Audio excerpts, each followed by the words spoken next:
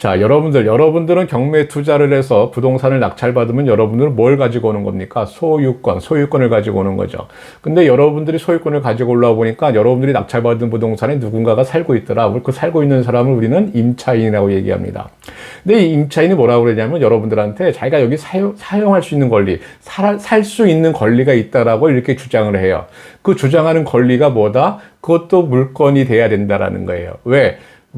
여러분들은 소유권을 가지고 온 거 아닙니까? 소유권은 뭐예요? 물건이라고 얘기하지 않았습니까? 그러니까 물건에 대항하기 위해서는 같은 물건이 돼야 되는 거지, 채권이 주장할 수가 없는 거예요.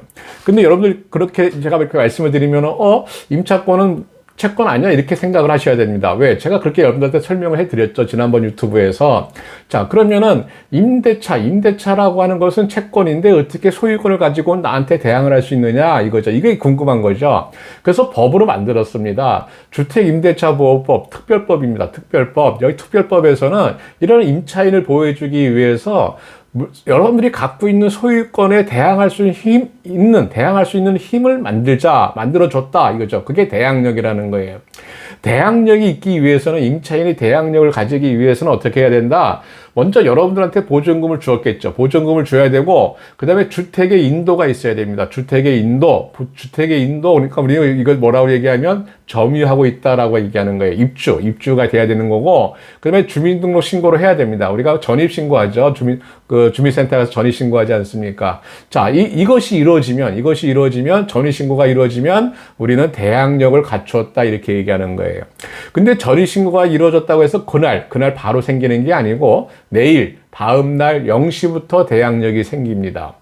그러니까는 이 대항력이 생기면 어떤 일이 발생하는 거냐? 이 임차인이 자기가 낸 보증금을 다 전액 돌려받을 때까지 거기에 살 수 있다라고 그 권리를 주장하는 거예요. 이것이 채권인데 물건처럼 되는 거예요. 물건처럼 돼서 소유권을 가지고 있는 여러분들한테 대항을 하는 겁니다. 이게 대항력이라고 하는 거예요. 우리가 경매 공부를 하면요, 이 대항력과 우선변제권이 많이 헷갈려요. 우선변제권이라는 것도 많이 나오거든요. 자, 우선변제권은 뭐냐면은 대항력에다가 확정일자를 받으면 이게 우선변제권이에요. 확정일자가 없다, 확정일자를 받은 게 없다 그러면 대항력만 갖고 있는 거고, 확정일자까지 받았다 그러면 우선변제권이 있다라는 겁니다. 자, 구독, 좋아요, 알림 부탁드리겠습니다. 자, 우선변제권이라는 건 뭐냐면은 내가 후순위 권리자보다 내가 돈을 먼저 받을 수 있는 권리가 있다, 이거예요. 내가 먼저 보증금, 다른 사람들 돈 받을 사람도 있지만 너네 잠깐 스톱해. 내가 먼저 보증금을 내가 먼저 챙겨갈 거야, 이거예요. 그죠? 이게 우선변제권이라고 하는 거예요. 내가 가장 먼저 돈을 받는다. 이게 우선변제권. 우선변제권이 되려면 뭐가 있어야 된다? 확정일자까지 있어야 된다, 이거죠. 그 다음에 최우선변제권이라는 게 있어요. 최우선변제권이라는 것은 내가 후순위 임차인임에도 불구하고 선순위보다 먼저 주택 내 보증금의 일정 부분을 내가 돌려받을 수 있다. 이게 최우선 변제권이에요. 이 최우선 변제 받을 수 있는 그런 금액은 근저당에 설정될 근저당입니다. 근저당이 뭐냐면은 말소 기준 권리예요. 그 근저당권에 설정된 당시의 소액 보증금이 어떤 범위에 있어야 돼요. 그게 이 범위라고 하는 것이 바뀝니다. 몇 년에 한 번씩 이렇게 바뀌어요. 그래서 5년 전이 다르고 10년 전이 다르고 다 달라요. 그러니까 올해의 보증금 범위가 있다, 이거죠. 매년 바뀔 수가 있다. 그래서 이거는 가변적인 겁니다. 자, 다시 한번 정리해 보겠습니다. 자, 대항력은 뭐다? 대항력은 보증금을 받을 때까지 내가 거주할 수 있는 권리, 사용할 수 있는 권리, 그죠? 사용할 수 있는 권리, 그게 대항력. 이거는 어떻게 해야 생기냐? 내가 인도를 해야 된다. 주택을 점유를 해야 된다. 입주를 해야 된다. 그리고 주민등록 신고를 해야 된다. 주민등록이 돼 있어야 된다. 그러면 대항력이 발생하는 거예요. 대항력이 뭐다? 보증금을 돌려받을 때까지 내가 살 수 있다. 우선변제권은 뭐다? 우선변제권은 내가 후순위보다 먼저 보증금을 받는다.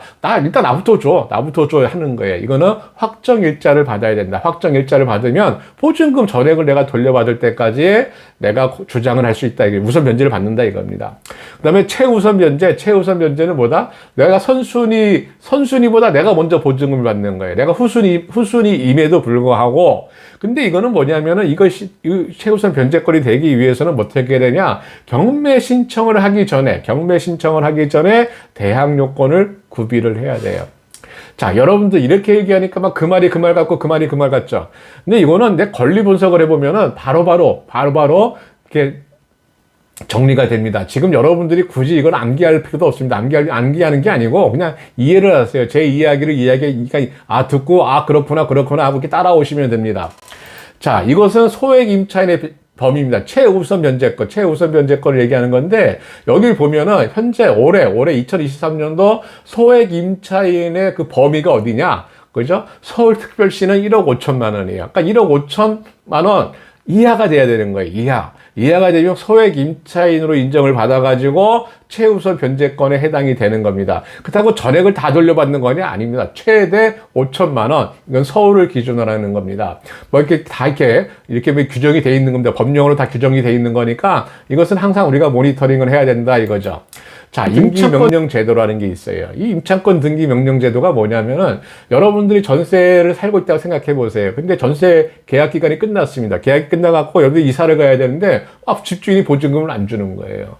보증금을 안 주면 어떻게 합니까? 여러분들이 이사를 가면 어떻게 되는 거야? 여러분들이 이사를 가는 순간에 여러분들은 점유를 못 하고 있는 거예요. 주택을 점유를 하고 있어야 되는데, 그러니까 그 점유를 못 하고 있으니까 어떻게 된다? 여러분들이 가지고 있던 대항력이 어떻게 되는 거예요? 사라지는 거예요.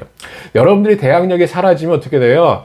나중에 큰 문제가 발생하지 않습니까? 그러니까는 내가 대항력을 유지하고 있어야 된다. 나는 이사를 가더라도 내가 이 집에 대해서 내가 살 수 있는 권리가 있다라고 여러분들이 주장을 할 수가 있어야 되는 거예요. 그래서 임차권 등기 명령을 여러분들이 신청을 합니다. 여러분들이 신청을 하고 이사를 가면은 여러분들의 임차권은 그냥 보호를 받고 있다. 그죠? 보증금을 다 돌려받을 수 있다라는 거예요. 여러분들이 이사를 가도 만약에 이거 임차권 등기 명령 제도가 없으면요, 여러분들 이사를 갈 수가 없습니다. 이사를 가는 순간에 여러분들 대항력이 상실해요. 대항력을 상실하기 때문에 주장을 못 해요, 낙찰자한테. 그러니까는 낙찰자한테 주장을 하기 위해서는 반드시 임차권 등기를 해놓고 가셔야 된다 이거예요. 대항력이 유지되려면. 그래서 우리가 권리 분석을 한다, 경매 투자를 한다 그러면 어떤 것을 우리는 공부를 해야 되는 거냐면은, 가짜 임차인을 찾는 거예요. 대항력이 없는 것 같은데, 대항력이 없는 사람 같은데, 대항력이 있다라고 주장을 한다면, 그죠? 대항력이 있으면 여러분들이 그걸 인수해야 되는 거예요. 인수. 근데 대항력이 없는 사람이 없는데 대항력이 있는 것 같다라고 우리가 찾아내면, 그죠? 대항력이 없는 거죠. 그죠? 대항력이 없는 사람을 대항력이 있다고 주장하는 사람, 대항력이 있다고 주장하는데 대항력이 없다라는 걸 우리가 입증을 할 수 있다면, 그죠? 그건 소멸이라는 거예요. 소멸. 그죠? 그러면 우리한테는 굉장히 큰 이득이 되는 거죠. 우리가 그렇게 해야 경매 투자에 제대로 숨은 보석을 찾아내는 겁니다. 그러면 임차인은 대항력을 주장하기 위해서 네 가지 정도의 기본적으로 요건을 갖춰야 되는데, 우리는 이걸 찾아내는 거죠. 일단 주거용 건물이 돼야 됩니다. 대항력을 주장하려면은 그 건물, 그죠? 그 부동산이 주거용 건물이 돼야 되는 거예요. 상가 같은 데에서는 대항력을 주장할 수가 없습니다. 그 다음에 이것이 정상적인 유상계약, 그죠? 무료로 있다, 공짜로 있다, 그죠? 이건 안 되는 겁니다. 돈을 내고 있어야 되는 임대차 계약 관계가 유지돼야 된다 이거예요. 그 다음에 점유를 하고 있어야 돼요. 그러니까 이 점유가 대항력을 갖춰야 되는 조건이기 때문에 여러분들이 이사를 가버리면, 그죠? 임차권 등기를 안 하고 이사를 가버리면 이걸 없어지는 거예요. 그러니까 굉장히 중요한 겁니다. 자, 그 다음에 주민등록이 돼 있어야 된다. 이 네 가지가 갖춰져야 여러분들이 대항력이 있다라는 거죠. 대항력. 그죠? 자, 이해되셨습니까? 우리는 대항력이 없는 사람이 대항력이 있는 것처럼 얘기하면은 우리는 그걸 찾아내야 된다라는 거예요. 우리는 그것도 권리 분석이라고 하는 겁니다.